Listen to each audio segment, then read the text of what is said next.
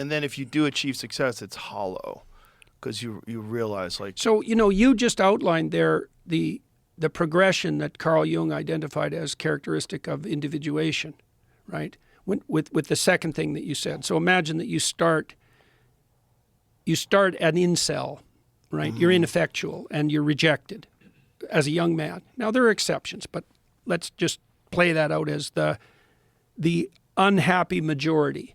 Okay, now you look for a shadow figure to sharpen you up, to toughen you up, and to make you strive at least along one dimension, right?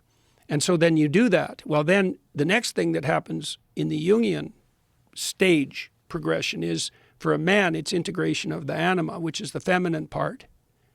And it's integration, it's not replacement. It's like, oh, well, then you discover the utility of empathy and compassion and kindness and mercy and care, while still being able to deal out justice, let's say.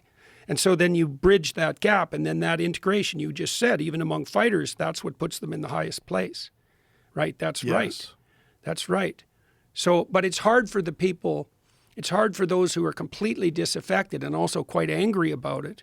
The people who are interested in the pathway that Tate offers, they're not so unhappy that he's hard on women, because they're pretty mad at women. And so, if it's the bitch or me, then I'll pick me. Right, exactly. And so, and it is very crucial to get this progression correct, because monster's better than wimp. Right. But the question is, what's better than monster? And so it's very interesting that you made those comments on the fighting side, because you wouldn't necessarily think that it would be true in that world as well. Well, one of the best examples is your countryman, Georges St. Pierre. One of the greatest of all time. One of the nicest guys I've ever met. And if you didn't know that he was one of the greatest fighters of all time, you would never guess it. You would never guess it talking to him. He's curious. He's interesting. He's intelligent. He's very well read.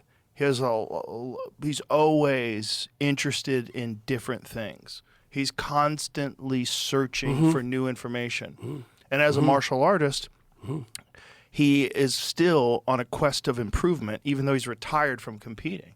Always trains.